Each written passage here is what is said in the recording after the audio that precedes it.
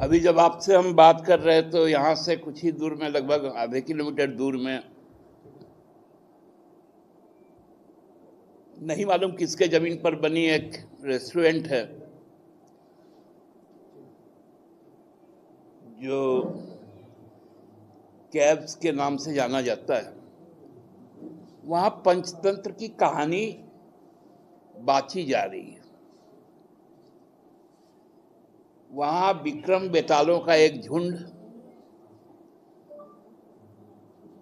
जो पंचजन्य से पढ़े हुए लोग हैं, पांचजन्य एक मासिक पत्रिका है आरएसएस का, उसके शब्दों से पिरोए हुए पंच प्रण के नाम से, मतलब उसको समझा जा सकता है कि वो एक प्रपंच है। उसके नाम में ही प्रपंच दिख गया। पंचतंत्र की कहानी में हम लोग बहुत सारे प्रपंच देखे। जब विक्रम बेताल को कंधे पर लेकर जाता है, फिर ऐसा ऐसा प्रपंच होता है कि फिर से बेताल उसके कंधे से उड़कर फिर से वृक्ष में चल जाता है। वो पंचतंत्र की कहानी अभी बाँची जा रही है, कुछ देर और बाँची जाएगी, क्योंकि 5 साल तक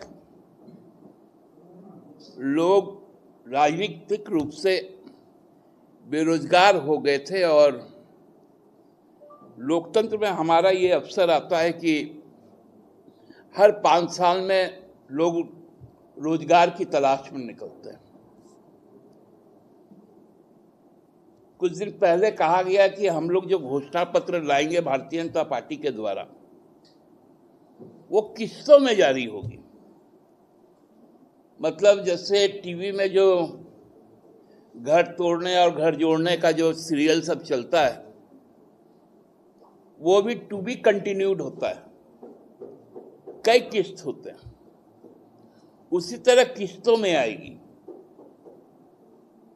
चलिए भाई, हम लोग भी उस किस्त का इंतजार कर रहे थे कि आज कौन सा प्रपंच होगा। तो प्रपंच के नाम पर बहुत प्रहसन भी हुआ। बात की शुरुआत हुई महिला सशक्तिकरण से, जिसमें कहा गया कि जो संसदीय व्यवस्था के तहत हम महिलाओं को 33% आरक्षण देंगे, और उसका कानून भी संसद ने पार कर दिया। लेकिन वो आरक्षण तब होगा जब जनसंख्या की गिनती हो। अब 2025 के दरवाजे पे हम लोग खड़े हैं, लेकिन अभी तक कोई ऐसी सूचना नहीं है कि 2011 के बाद से इस देश का पॉपुलेशन सेंसस का कोई तैयारी किया हो। से ही शुरू हुआ। ना नौमन तेल होगा, ना राधा नाचेगी, जिसको हम लोग कहते हैं कि नाच न जाने तो आंगन टेढ़। दूसरा, वही बोले ना, भूत, बार बार प्रधानमंत्री जी बोल रहे हैं, तो हमारी जितनी योजनाएं हैं अब भूत बनकर उनके पीछे चल रही है।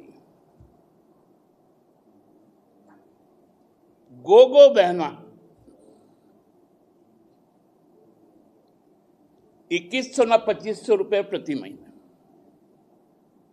अब उनको समझाना पड़ रहा है कि गोगो का मतलब होता क्या।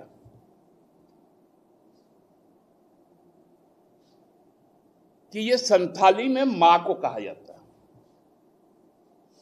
अब हेमंत सोरेन चुकी है, शिबू सोरेन है, तो इसलिए गोगो दीदी योजना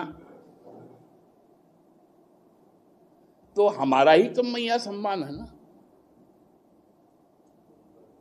फिर भूत घुस गया, सबको आवास, मतलब क्या, अबुआ आवास।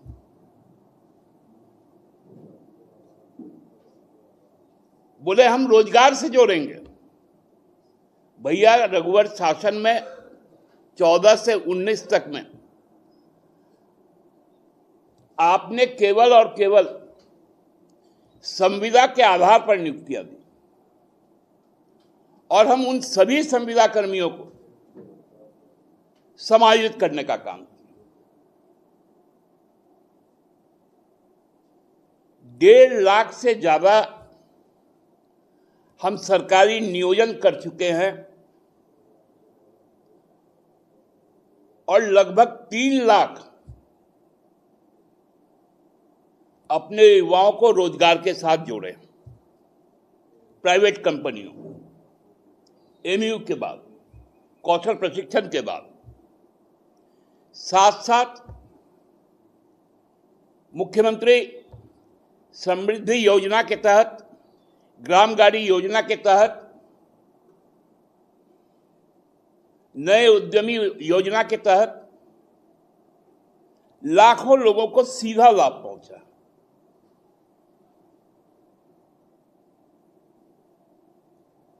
एक आ गया यहां पर फिर से प्रपंच कि हम सिलेंडर देंगे 2 ठो, मतलब साल भर चल जाएगा 2 ठो में, और बाकी में 500 रुपया करके सब्सिडी देंगे। वही भूत कांग्रेस का जो आज तेलंगाना में और कर्नाटका में मिल रहा है। भूत ही लोग को छोड़ेगा नहीं, विक्रम बेताल को।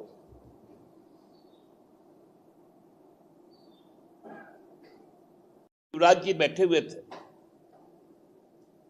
व्यापम विख्यात, और बोल रहे थे प्रथम मुख्यमंत्री जिन्होंने 2 जेपीएससी करवाया और दोनों पर सीबीआई की जांच।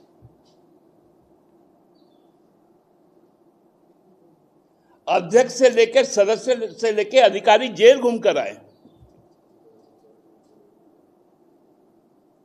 वो कैलेंडर की बात कर रहे थे, और पिछले 5 साल में 14 से 19 तक एक भी जेपीएससी नहीं हो पाया था। मतलब प्रहसन भी कम से कम देवी पक्ष में आज तीसरा दिन है। देवी पक्ष में भी इस प्रकार का झूठ।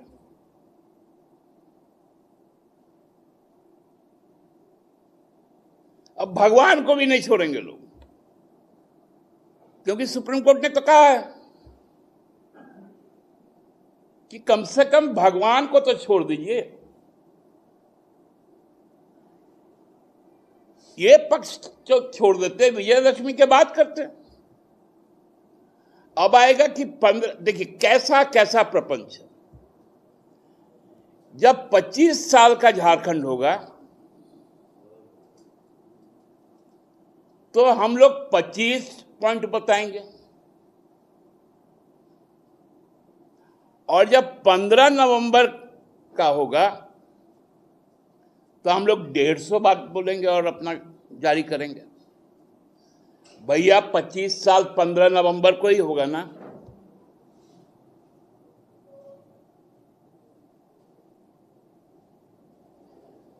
तो फिर 150 फिर उस दिन कैसे करेंगे? क्योंकि भगवान बिरसा की 150वीं जयंती तो उसी दिन है। मैं अपने बड़े भाई, राज्य के मुख्यमंत्री, प्रथम मुख्यमंत्री आदरणीय श्री बीएल मरांडी जी को कहूंगा, ठीक थे आप कुछ दिनों पहले तक, 5 साल पहले तक, कम से कम इस प्रकार का मति भ्रम आपको नहीं हुआ था।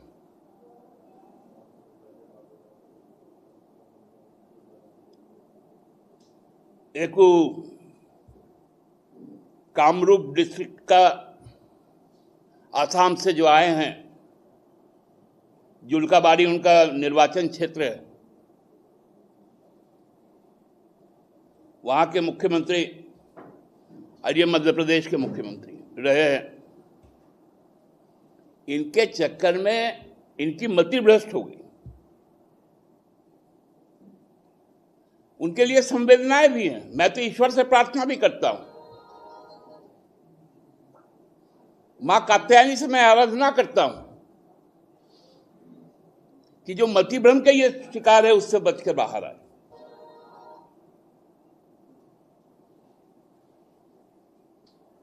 मैं अमूमन 4:30 बजे बोलता था,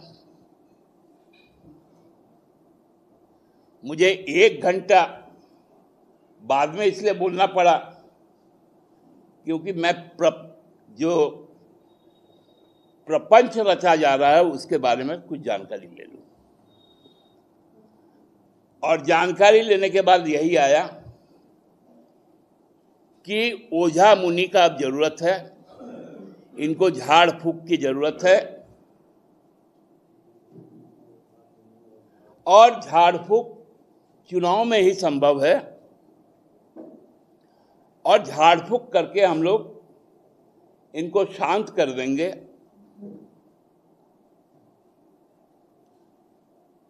और कम से कम कॉपी पेस्ट, क्या बोलता है, कंट्रोल सी ना क्या, हाँ ऐसे कुछ होता है ना, कंट्रोल बी, सी और पी, और वी और पी, और सी और पी, वी, अच्छा कंट्रोल सी कंट्रोल वी, ई वाला काम ना कीजिए। कुछ इनोवेटिव आइडिया हो तो वो आइडिया लेके आइए, क्योंकि आइए हमारे बहुत सारे अभी पंडाल बन रहे हैं, कई इनोवेटिव आइडिया वहाँ पर इमर्ज हो रहे हैं। कम से कम पंडाल घूमकर इस देवी पक्ष का अनुभूति भी कीजिए, और लोगों को, क्योंकि अभी शाम के वक्त तो फिर पाठ भी होगा, तो हंसाना उसाने का काम मत किया कीजिए। आपको आसन्न हार के लिए बहुत बहुत शुभकामनाएं, और इस प्रकार का फिर 15 नवंबर को हम लोग आपका इंतजार करेंगे, जब 25 एक तरफ, 150 एक तरफ होगा। बहुत बहुत, क्योंकि हमने जब 75% सीटें आरक्षित की और 100% तृतीय अर्थ, तो मैं तो कह रहा हूं कि कंट्रोल सी कंट्रोल वी,